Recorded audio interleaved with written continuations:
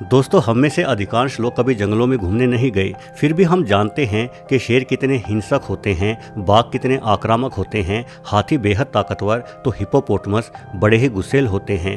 अब बिना जंगलों में जाए ये जानकारी हमें कैसे मिली? जाहिर है इंटरनेट और फिल्मों से। इंटरनेट जरा आधुनिक चीज़ है, परंतु फिल्में अतीत से ही हमारी जानकारी में वृद्धि करती आई हैं। हालांकि फिल्मों में दिखाई गई कहानियाँ काल्पनिक होती हैं, परंतु ये कल्पनाएं भी हमें सच्चाई की ओर ही लेकर जाती हैं। उदाहरण के लिए समुद्र में शार्क बेहद घातक जीव है, ये बात सारी दुनिया मानती है। हालांकि शार्कों का सामना असल जीवन में केवल मछुआरों ने ही किया होगा।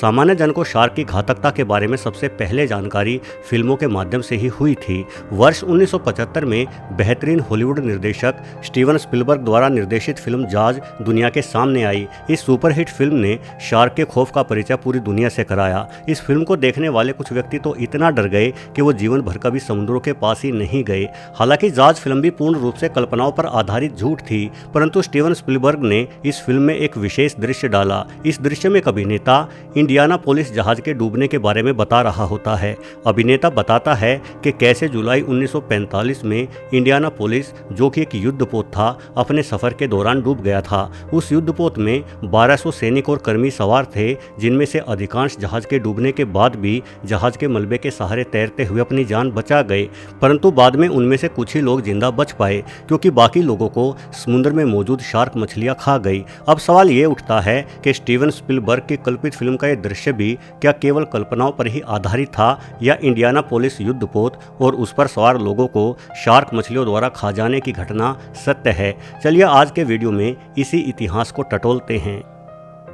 दोस्तों, जब हम अतीत के पन्ने पलटते हैं तो पता चलता है कि यूएसएस इंडियानापोलिस युद्धपोत को वर्ष 1931 में पहली बार समुद्र में उतारा गया था।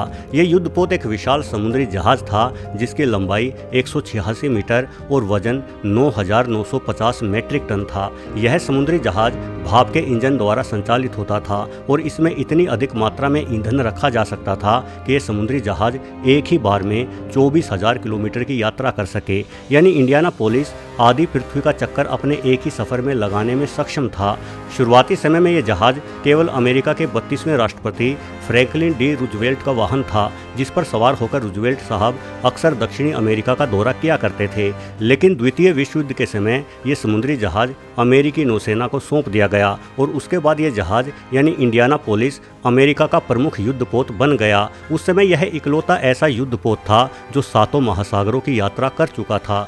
वर्ष 1941 में जब जापान ने अमेरिका की पर्ल हार्बर बंदरगाह पर भीषण हमला किया, तो उस समय ये इंडियानापोलिस जहाज भी यहाँ तैनात था, परंतु इसे इस युद्धपोत का सौभाग्य ही मानिए कि जापानी हमले से कुछ समय पहले ही एक युद्ध अभ्यास के लिए इंडियानापोलिस बंदरगाह छोड़कर जा चुका था।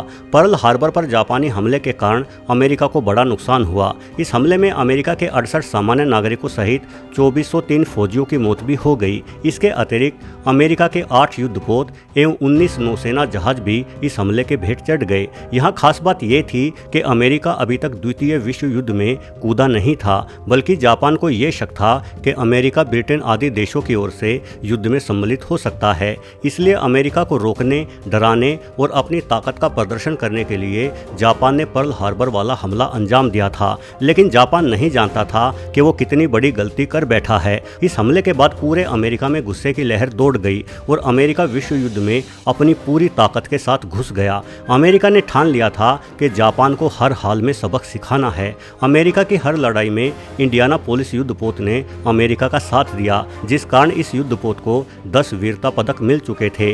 31 मार्च 1945 को जापान के ओकिनावा समुद्री तट पर इंडियानापोलिस दूर से ही जापान की सीमा पर बम बरसा रहा था, लेकिन अचानक ही एक जापानी आत्मघाती विमान ने इंडियानापोलिस पर हमला कर दिया। इस विमान का पायलट सीधा इंडियानापोलिस से अपने विमान को टकराकर शहीद होना चाह रहा था।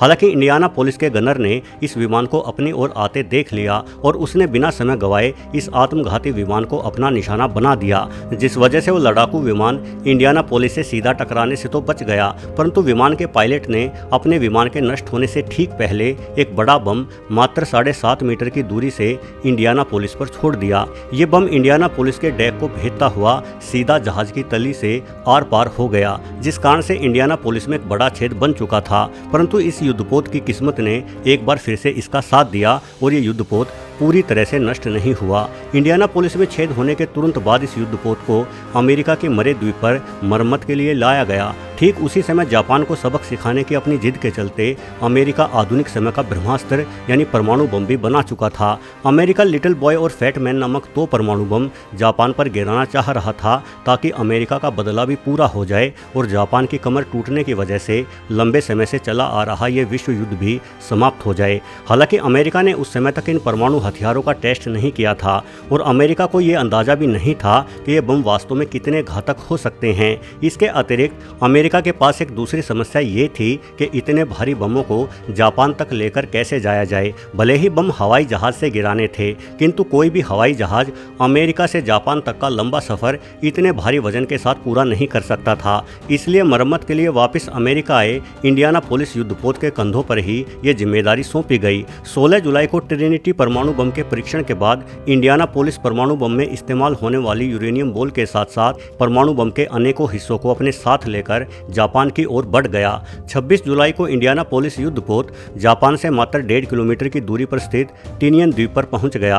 अब यहां वैज्ञानिकों द्वारा बम के सभी हिस्सों को दोबारा से जोड़ते हुए 2 परमाणु बम तैयार किए गए और 6 अगस्त एवं 9 अगस्त को 2 लड़ाकू विमानों की मदद से क्रमशः लिटिल बॉय को जापान के हिरोशिमा पर और फैट मैन को नागासाकी पर गिराया गया। यह हमला उम्मीद से अधिक विध्वंसकारी रहा। इस हमले से जापान में 3 लाख से अधिक लोगों का जीवन समाप्त हो गया और जापान ने इस युद्ध में तुरंत आत्मसमर्पण कर दिया। अब इस सफल हमले का जश्न पूरे अमेरिका में मनाया जा रहा था। ठीक उसी समय हमले में बेहद अधिक महत्वपूर्ण भूमिका निभाने वाले इंडियानापोलिस युद्धपोत के चालक दल और इसमें सवार लोग एक एक करके मारे जा चुके थे और पूरी दुनिया इस बात से अनभिज्ञ थी। दरअसल दोस्तों, जब इंडियानापोलिस ने टिनियन द्वीप पर बम उतारे तो उसके तुरंत बाद यह युद्धपोत फिलीपींस रवाना हो गया था।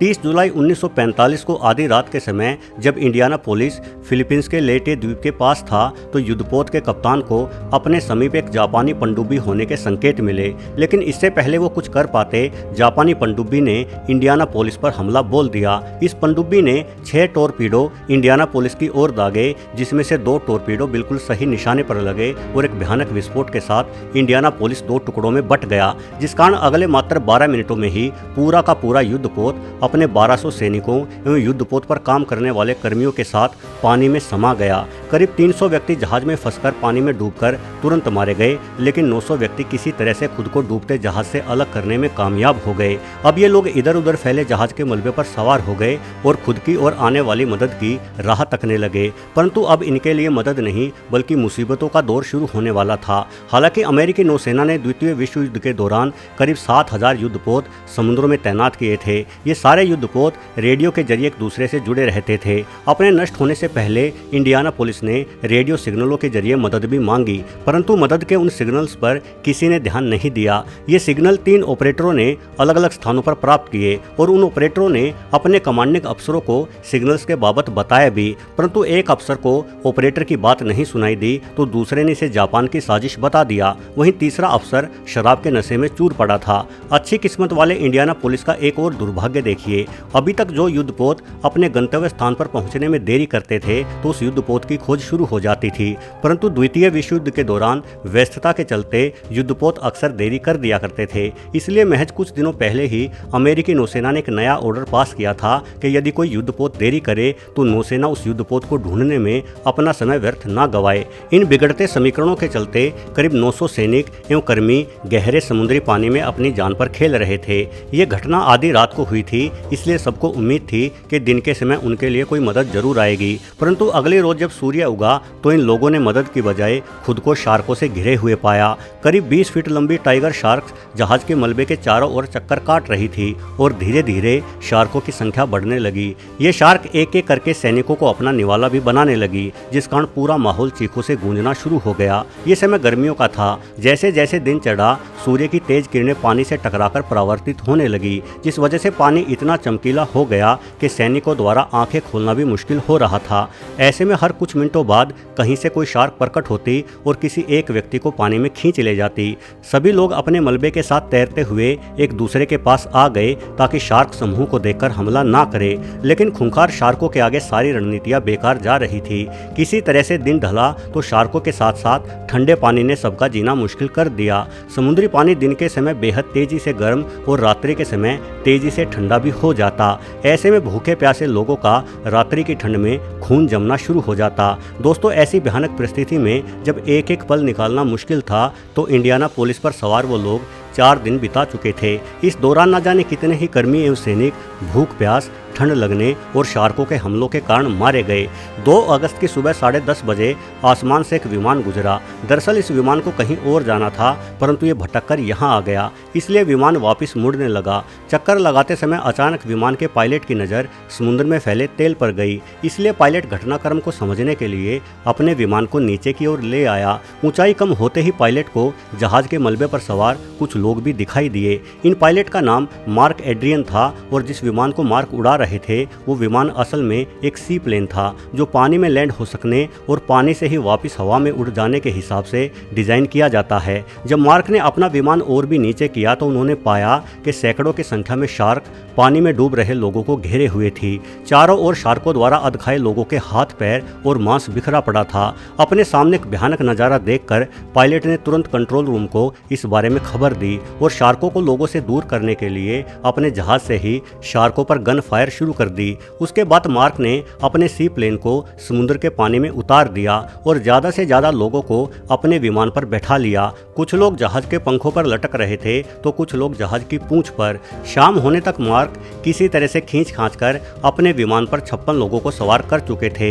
हालांकि इतने लोगों के वजन के साथ एक छोटा सी प्लेन उड़ने में सक्षम नहीं था, लेकिन तब तक बचाव के लिए आया अमेरिकी सेना का समुद्री जहाज भी घटनास्थल पर पहुंच चुका था और अब सभी लोगों को समुद्री जहाज पर चढ़ा लिया गया था। दोस्तों, इस हादसे से पहले इंडियाना पोलिस पर 1200 इंसान सवार थे।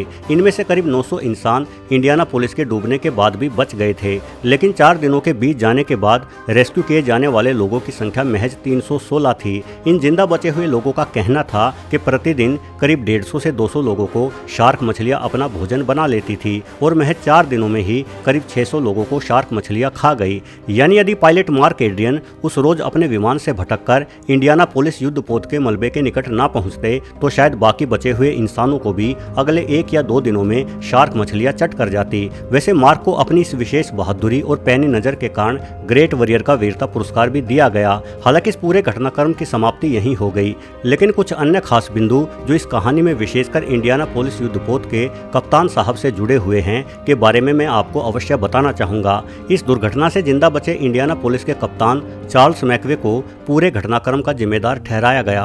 उनका कोर्ट मार्शल कर दिया गया और उन पर इल्जाम लगा कि उन्होंने युद्धपोत को जिगजैग पैटर्न में नहीं चलाया। यदि वो ऐसा करते तो इंडियाना पोलिस किसी पनडुब्बी को आसानी से नजर नहीं आता।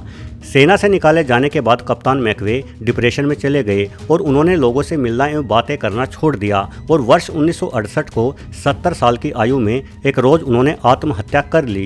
द्वितीय विश्व युद्ध के समय अमेरिकी नौसेना के 400 समुद्री जहाज दुश्मनों के गोलों का शिकार हो गए थे, लेकिन बड़ी ही हैरानी की बात है कि इन जहाज़ों के किसी भी कप्तान को कोई सज़ा नहीं सुनाई गई और सज़ा सिर्फ इंडियाना पुलिस के कप्तान चार्ल्स मैकवे को ही मिली। इसलिए काफ़ी लोगों का ये मानना था कि मैकवे को राजनीति का शिकार करके बलि का बकरा बनाया गया था और इसी सजाए गम के कारण उन्होंने खुद की जान ली थी। चार्ल्स मैकवे की आत्महत्या के 30 साल बाद जब वर्ष 1997 में एक 12 साल का बच्चा स्टीवन स्पिलबर्ग की जॉर्ज फिल्म देख रहा था तो फिल्म में सुनाई गई कहानी से वो बच्चा इतना प्रभावित हुआ कि उसके भीतर इंडियाना पोलिस युद्धपोत के डूबने के घटनाक्रम को समझने की जिज्ञासा जागी। आगे चलकर इस बच्चे ने दुनिया के सामने इंडियाना पोलिस के कप्तान यानी चार्ल्स मैकवे के पक्ष में 2 तथ्य रखे। पहले तथ्य के अनुसार ये सच है कि मैकवे ने इंडियाना पोलिस को जिगजैग पैटर्न में नहीं चलाया, लेकिन उस समय के नियमों के अनुसार जिगजैग पैटर्न में युद्धपोत को केवल तभी चलाना होता था जब कंट्रोल रूम से आगे कोई पनडुब्बी होने के संकेत मिले, लेकिन मैकवे को ऐसा कोई संकेत नहीं मिला था, इसलिए नियमों के हिसाब से उनकी कोई गलती नहीं थी। दूसरे तथ्य के अनुसार कप्तान चार्ल्स मैकवे लंबे समय से अपने अधिकारियों से एक ऐसे डिस्ट्रॉयर जहाज की मांग कर रहे थे जिसके पास पनडुब्बी को ढूंढने की क्षमता हो। साथ ही वो इंडियानापोलिस युद्धपोत पर भी पनडुब्बी के बाबत पता लगाने के लिए कुछ आधुनिक यंत्रों की मांग कर रहे थे, क्योंकि उन्हें शक था कि कई सारी जापानी पनडुब्बियां लगातार उनके युद्धपोत का पीछा करती रहती है। परंतु उनके सीनियर अधिकारियों ने कप्तान साहब की मांगों पर कोई ध्यान ही नहीं दिया। वैसे दोस्तों, इस दुर्घटना से जिंदा बचे तमाम कर्मी और सैनिक भी लगातार कप्तान चार्ल्स मैकवे के पक्ष में खड़े रहे और आखिरकार वर्ष 2000 में अमेरिकी राष्ट्रपति बिल क्लिंटन ने मैकवे पर लगे सभी आरोप निरस्त कर दिए। यानी अपनी मौत के करीब 32 सालों बाद इंडियानापोलिस के कप्तान चार्ल्स मैकवे को इंसाफ मिल पाया। दोस्तों, इंडियानापोलिस युद्धपोत की इस उतार चढ़ाव से भरी कहानी को बीते हुए आज करीब 75 वर्षों से अधिक का समय हो गया है, लेकिन इंडियानापोलिस के दुर्घटनाग्रस्त होने के बाद जिंदा बचे लोगों में से एक व्यक्ति आज तक भी जीवित है, जिनका नाम हैरोल्ड ब्रे है। हैरोल्ड इंडियानापोलिस के अंतिम सफर के समय सिर्फ 18 वर्ष के ही थे। एक अमेरिकी न्यूज चैनल से बात करते हुए हैरोल्ड को पता चला कि जिस जापानी पनडुब्बी ने उनके शानदार युद्धपोत पर हमला करके इंडियानापोलिस को डुबो दिया था, उस पनडुब्बी को संचालित करने वाले जापानी सैनिकों में से एक सैनिक भी अभी तक जीवित है। ये पता चलने पर हैरोल्ड ने न्यूज चैनल से उस जापानी सिपाही का एड्रेस देने को कहा। न्यूज चैनल से एड्रेस मिलने के बाद हैरोल्ड ने जापानी सिपाही को पिछले साल यानी वर्ष 2023 में एक पत्र लिखकर भेजा। सभी को यह अनुमान था कि अपने युद्धपोत को डुबोने और अपने साथियों को भूखी शार्कों का निवाला बनाने के कारण उस जापानी सिपाही को हैरोल्ड ने पत्र में खरी खोटी सुनाई होगी, लेकिन ऐसा नहीं था। हैरोल्ड ने पत्र में केवल प्रेम और सद्भावना का ही संदेश लिखा था। उन्होंने जापानी सिपाही से कहा कि मुझे आपसे कोई शिकायत नहीं, आपने जो कुछ भी किया अपने देश और अपनी मिट्टी के लिए किया। इसके जवाब में जापानी सिपाही, जिनका नाम किरो कुमी था, ने वापस हैरोल्ड को जवाब में पत्र लिखा। इस पत्र में कुमी ने हैरोल्ड को लिखा कि अपने फर्ज के हाथों मजबूर होकर उस दिन जो कुछ भी मैंने और मेरे साथ मौजूद अन्य सिपाहियों ने किया, उसके लिए मैं आपसे क्षमा मांगता हूं। आपके आने को साथ ही इस दुर्घटना के कारण हमेशा हमेशा के लिए अपने परिवार से बिछड़ गए। हालांकि जंग में एक सैनिक केवल अपने कर्तव्य का निर्वहन ही करता है, वही हमने भी किया, परंतु जाने अनजाने में वो सिपाही लाखों ऐसे बच्चों का दोषी हो जाता है जिनके पिता की मौत उस जंग के कारण हुई है। ऐसी महिलाओं का दोषी हो जाता है जिनके पति की मौत उस जंग के कारण हुई है, और ऐसे माँ बाप का दोषी भी हो जाता है जिनके जवान बेटे जंग में शहीद हो जाते हैं। दोस्तों, दो देशों की जंग में जाने दोनों ओर से ही जाते हैं। युद्ध के मैदान लड़ाइयों के दौरान चीख पुकार और गोला बारूद के शोर शराबे से रौनक हो जाते हैं, परंतु युद्ध समाप्ति होने के बाद इन मैदानों पर मातम पसर जाता है, और इन मैदानों से फैला ये मातम लाखों ऐसे घरों को भी एक घोर अंधकार में डुबो देता है, जिन घरों के चिराग इन्हीं युद्ध के मैदानों में दुश्मन के हाथों बुझ जाते हैं। चाहे जीत किसी की भी हो, हारे कोई भी, पर लड़ाई में हुए नुकसान की भरपाई कुछ परिवारों के लिए कभी भी पूरी नहीं होती। वीडियो को आखिरी तक पूरा देखने के लिए आपका बहुत बहुत धन्यवाद।